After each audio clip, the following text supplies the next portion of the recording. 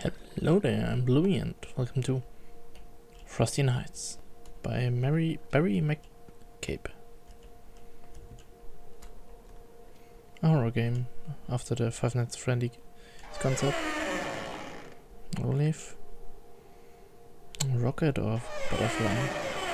Rocket, butterfly. We go for the butterfly. This game is surely fun. Pick up with mouse below E.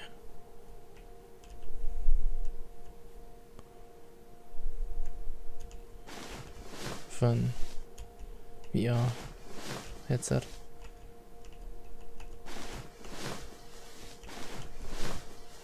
Got one soon, so might be funny. Ooh, creepy head. There you go. Really have to give him arms.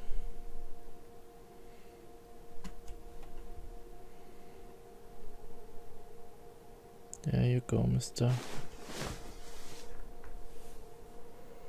Snowman.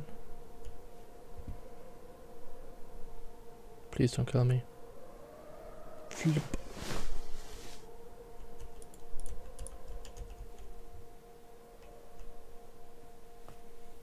And I'm dead. Was a nice game. See you next time. Oh no. That was a strange transition. Clockwork Wolf.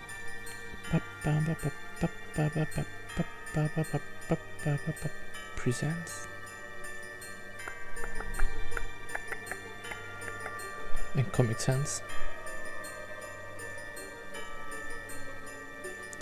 Frosty Nights. Snowman in front of the window. Stalking and creeping.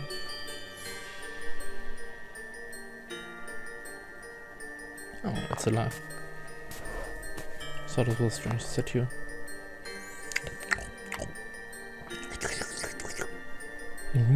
Light still on. What was that bowl?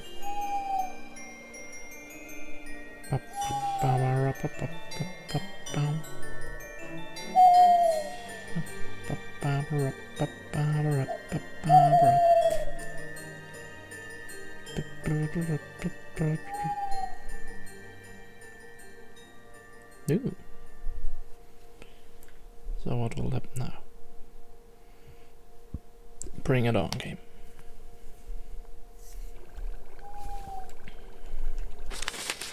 Story time. I hid my story tapes around my room to stop my mom finding them. I'm not sleepy yet. Might find them and play them in my tape player. Would have time to listen to them again. I have 5 tapes.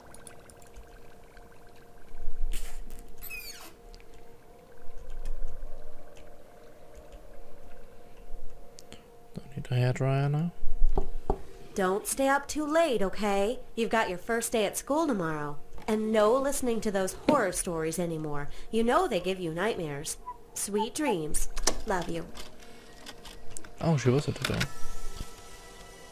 Frosty Nights, Chapter 1. Welcome, children, to a wonderful, magical, and yet grisly story that old St. Nicholas never wanted you to know. This story takes us back a long, long time ago, when old Nicholas still had flecks of ginger in his beard. We'll just call him by what everyone today know him as, Santa. We will start from the very beginning, when Santa was still scouring the world for the perfect place to build his workshop. He found none better than the North Pole, where magic seeped readily from the earth. So much magic was there that Santa learnt to use the magic in ways he had never dreamt. His body no longer grew old. He could slow time around him to a near complete stop, and as long as he gathered enough magic, he knew he could travel the world in what to us was a single day.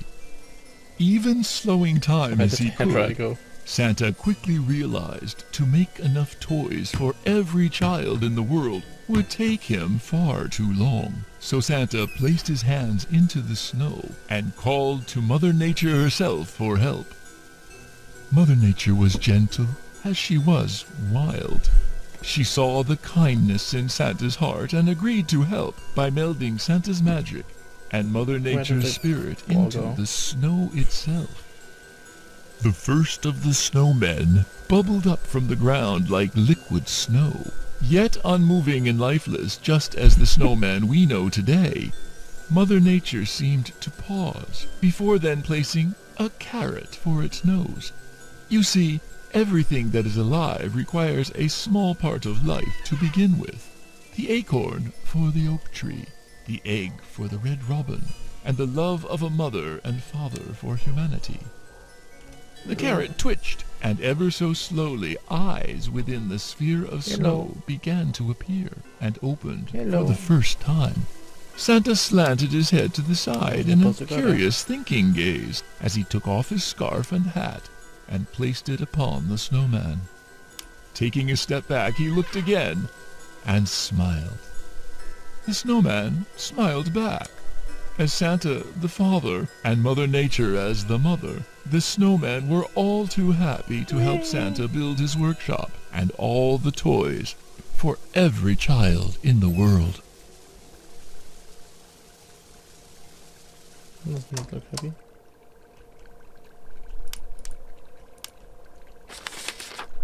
Five tabs.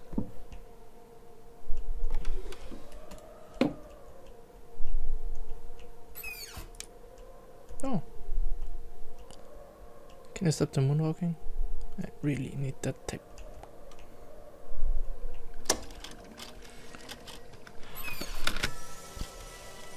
Chapter 2.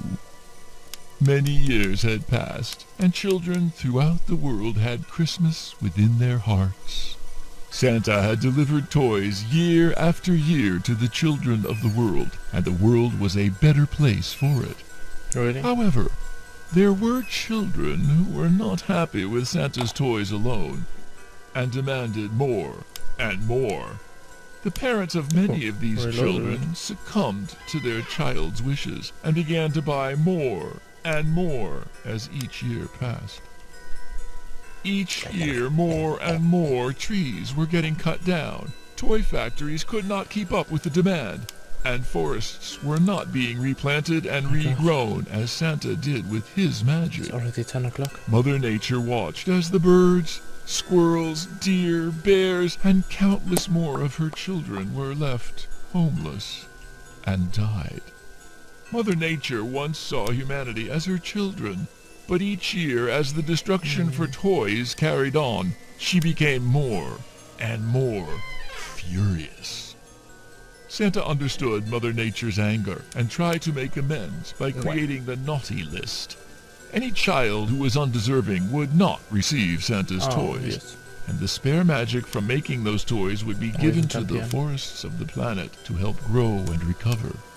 Mother Nature was happy for a time, until even this did not offset humanity's greed. Humans, now with great machines, powered from the fossils of her most ancient children, began to pollute the air, water, the earth. Forests vanished before her eyes, and entire species began to die. Mother Nature wept for many years, hoping humanity would hear her and stop the pain they were causing. Her cries were drowned out by the drills boring into the planet, the saws biting into the trees, and the roaring of flames in engines. The pain turned to anger, and the anger to fury. Santa was helpless as Mother Nature's suffering began to warp the minds of the snowmen. One by one, they stopped working on toys, and slowly but surely faded into the distance as they left the workshop behind. Santa eventually found the elves high up in the mountains that were glad to be of help to Santa. However, our story is with the snowmen, and not Santa.